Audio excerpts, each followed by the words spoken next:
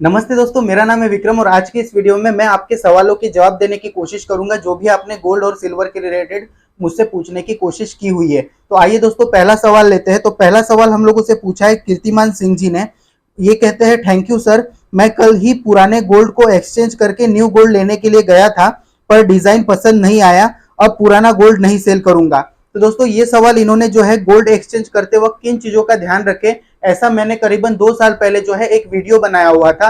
और आप लोग अगर गोल्ड एक्सचेंज करके न्यू गोल्ड बाई करते हैं तो आप लोगों को किन किन चीजों का ध्यान रखना है, ये वीडियो मैंने बनाया था और उसमें मिलियंस पे व्यू है। और उसमें मैंने आप लोगों को ये सजेस्ट किया था कि आप लोग जो है गोल्ड ज्वेलरी को एक्सचेंज ना करें। इनका जो ये सवाल है, ये सवाल ना होके मुझे ये थैंक यू कह रहे हैं। इसके लिए आपका भी बहुत बहुत धन्यवाद कि आपने जो है समय निकाल के ये वीडियो देखा और वीडियो को अप्रिशिएट किया।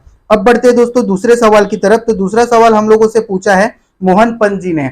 मोहन पंत जी पूछते हैं, सर जी 995 सोने का सिक्का खरीदना चाहता हूँ, क्या उचित रहेगा यदि हम ए नाम के ज्वेलर्स से 995 का सिक्का खरीदते हैं और भविष्य में उस सिक्के को बी नाम के ज्वेलर्स को बेचते हैं या बेचना चाहते हैं, तो क्या हम सिक्के का उचित मूल्य मिल जाएगा?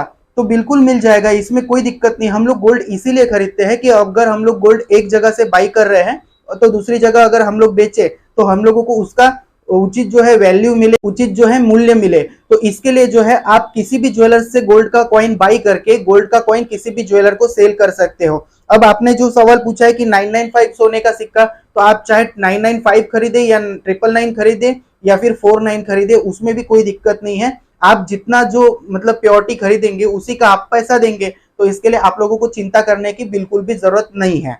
अब बढ़ते हैं दोस्तों अगले सवाल की तरफ। तो अगला सवाल हम लोगों से पूछा हुआ है प्रवीण पळस्कर जी ने और ये पूछते हैं, सर अभी मार्केट में 7.5 का गोल्ड कॉइन अवेलेबल है क्या? यानी कि ये पूछना चाहते हैं कि 7.5 ग्राम का गोल्ड कॉइन मार्केट में अवेलेबल है क्या? तो 7.5 ग्राम का भी गोल्ड कॉइन मार्केट में अवेलेबल है। ऑगमेंट का जो गोल्ड कॉइन है वो 7.5 ग्राम का आता है और भी बहुत सारे ज्वेलर है जो 7.5 ग्राम का जो है गोल्ड कॉइन सेल करते हैं। अब उसमें प्योरिटी जो है वेरी कर सकती है, किसी की प्योरिटी जो है 999 रह सकती है, किसी की 49 रह सकती है, किसी की 995 रह सकती है, लेकिन गोल्ड कॉइन जो है वो मार्केट में 7.5 ग्राम के अवेलेबल है। अब हम लोग बढ़ते हैं अगले सवाल की तरफ। अगला सवाल हम लोगों से पूछा है जय जैन जी ने। ये पूछते हैं, आरटीजीएस और कैश के भाव में क्या फर्क होता है और क्यों रहता है?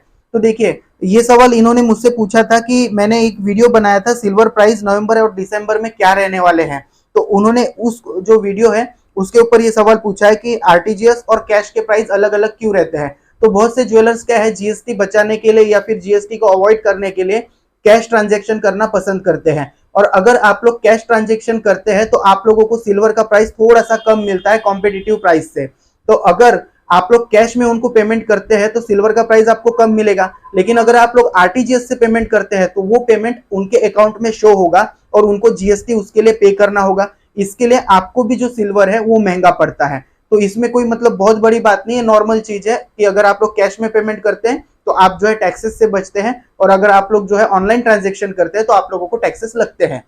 अब जो अगला सवाल है दोस्तों वो बहुत ही यूनिक है जो मैं आप लोगों के सामने जो है रखना चाहता था और ये सवाल हम लोगों से पूछा है दिनेश कुमार जी ने। दिनेश कुमार जी बोलते हैं, सर जी बिजनेस पर 4 साल पहले आईआईटी मुंबई के 2 प्रोफेसर बैठा कर बता रहे थे शुद्ध सोना जुड़ नहीं सकता, डिजाइन बनाने के लिए लगभग 30% दूसरी धातुएं मिक्स की जाती है तभी जुड़ना या डिजाइन बनता है। आपका सोनार आपको 23 कैरेट 22 कैरेट जो भी कहकर देता हो, पर 16 से 18 कैरेट के बीच ही लोग चैन गहना बनाकर देते हैं। गहने में जितने डिजाइन होंगे उतना ही बट्टा कटेगा, जबकि सोनार 22-23 कैरेट के रेट से पैसे लेता है।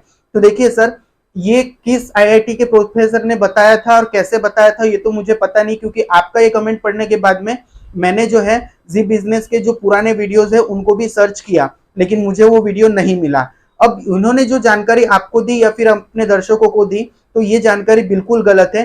देखिए क्या होता है कि अगर गोल्ड से गोल्ड तो जुड़ नहीं सकता, लेकिन इसीलिए क्या होता है कि जब आप 22 कैरेट की ज्वेलरी बाई करते हैं तो 22 कैरेट अगर मान के चलिए आप 10 ग्राम गोल्ड बाई कर रहे हैं तो उसमें शुद्धता कितनी होगी, 92%।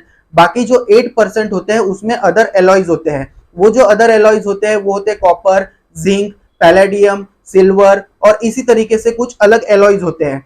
उन एलॉयज को जो है गोल्ड में मिक्स कर दिया जाता है, उसके बाद में सोल्डिंग की जाती है। इसके लिए जो है गोल्ड जुड़ जाता है। और ये जानकारी जो यहाँ पे जी बिजनेस ने या फिर जिन किसी ने भी दी होगी, वैसे मैं एकदम जी बिजनेस के बारे में नहीं बोल रहा हूँ, क्योंकि मेरे को भी पूरी जानकारी नहीं है कि ये सच में इन्होंने ऐसा कुछ बोला था। फिर भी आप निश्चिंत होके जो है सर गोल्ड बाई कर सकते हैं।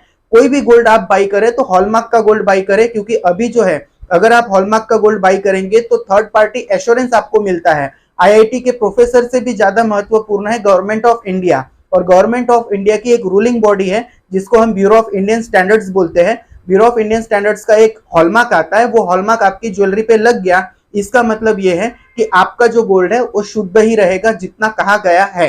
इसी के साथ साथ ब्यूरो ऑफ इंडियन स्टैंडर्ड्स जो है आईएसआई मार्का, आईएसओ मार्का, ये सारी चीजें भी करती है, तो इसकी भी जानकारी शायद आपको होगी। तो आप निश्चिंत होकर जो सर है गोल्ड बाई कर सकते हैं, आप इसमें बिल्कुल भी चिंता ना करें, क्योंकि हम किसी के कहने पे अगर हमारा गोल्ड बाइंग या इन्वेस्टमेंट रोक दे तो ये गलत होगा। तो उम्मीद करता हूं आपको आपके सवाल का जो है जवाब मिल गया होगा। इसके बाद में दोस्तों हम लोग अगला सवाल लेते हैं। अगला सवाल हम लोगों से पूछा है सिराज हिना जी ने, रिसेल वैल्यू क्या है रोज गोल्ड का। तो मैंने रोज गोल्ड, येलो गोल्ड और व्हाइट गोल्ड के ऊपर एक वीडियो बनाई थी अभी रिसेंटली, हफ्ते भर पहले। उसके ऊपर इन्होंने ये सवाल पूछा था कि रोज गोल्ड की रिसेल वैल्यू क्या होती है। तो रोज गोल्ड जैसा कि आप सभी लोग जानते हैं कि 18 कैरेट में बनता है, जैसे कि मैंने आप लोगों को जानकारी दी है। तो रिसेल वैल्यू भी जो है रोज गोल्ड की 18 कैरेट के जो भाव रहेंगे उस टाइम के, उसके हिसाब से होगी। यानी कि अगर आप लोगों ने 10 ग्राम गोल्ड बाई किया है रोज गोल्ड, तो उसमें 7.5 ग्राम शुद्ध गोल्ड होगा जो 100% प्योर होगा। अब ये 7.5 ग्राम जो शुद्ध गोल्ड है, चाहे आप 7.5 ग्राम का 24 कैरेट के हिसाब से भाव निकाल ले या फिर 10 ग्राम का जो है 18 कैरेट के भाव से भाव निकाल रहे, उस टाइम पे जो भी भाव रहेगा उसका जो है आप लोगों को 100% मिलेगा। इसके बाद में हम लोग एक आखिरी सवाल ले लेते हैं दोस्तों। आदित्य गुप्ता जी बोलते हैं कि but the gold store has their rate about 22K plus 7%, what to do there. तो आदित्य गुप्ता जी का ये सवाल बहुत अच्छा है। इनका ये कहना है कि जो भी हम लोग गोल्ड के प्राइस देखते हैं, 24 कैरेट गोल्ड के जो प्राइस देखते हैं, उसको अगर इंटू करते हैं 92% से, तो 92% के बाद में इंटू करने के बाद में जो भी प्राइस आता है, उस प्राइस को अगर हम लोग देखें तो 22 कैरेट का प्राइस होना चाहिए। लेकिन बहुत सारे ज्वेलर्स जो है 92% ना करके जो 24 कैरेट का भाव है उसका जो है 99% का जो है प्राइस लेते हैं। तो देखिए आदित्य जी, इसमें क्या हो सकता है कि हो सकता है किसी ज्वेलर का गोल्ड का प्राइस जो है 22 कैरेट का आज का ज्यादा हो, लेकिन हो सकता है उनकी मेकिंग चार्ज कम हो, या फिर मेकिंग चार्ज अगर किसी ज्वेलर की ज्यादा हो तो गोल्ड का प्राइस कम हो। तो ये दोनों चीजें जो है मायने रखती है। आप जब भी गोल्ड बाई करने के लिए जाए और 2-4 जगहों पे जाके जब भी आप लोग सर्च करें कि हम लोगों को गोल्ड कहाँ से बाई करना चाहिए, तब उस वक्त आप लोगों को एक काम जरूर करना चाहिए, गोल्ड का price plus making charge plus GST, इन तीनों चीजों को मिला देना है पर ग्राम के हिसाब से। मतलब 1 ग्राम गोल्ड का प्राइस, 1 ग्राम का मेकिंग चार्ज और 1 ग्राम के ऊपर लगने वाला जीएसटी, इसका जो टोटल होगा वो आप लोगों को जो है वेरी कर लेना चाहिए या फिर कंपेयर कर लेना चाहिए अदर ज्वेलर्स से कि कहाँ से हम लोगों को गोल्ड सस्ता मिल रहा है, और उस जगह से आप लोगों को गोल्ड बाई करना चाहिए। तो उम्मीद करता हूँ दोस्तों ये सारे सवाल जो है आप लोगों के काम के हो सकते हैं, इसीलिए जो है Q&A के थ्रू मैंने आप लोगों के सामने रखने की कोशिश की है। आप लोगों के भी कुछ सवाल है तो आप लोग भी जो है कमेंट सेक्शन में मुझसे ये सवाल पूछ सकते हो। मैं अगले जो Q&A में है आपके सवाल लेने की कोशिश करूंगा। तो दोस्तों अगर ये जानकारी पसंद आई हो तो वीडियो को लाइक कर दे, दोस्तों के साथ शेयर कर दे, और चैनल पे नए हो तो चैनल को सब्सक्राइब जरूर करें। आज के लिए बस इतना ही, थैंक यू।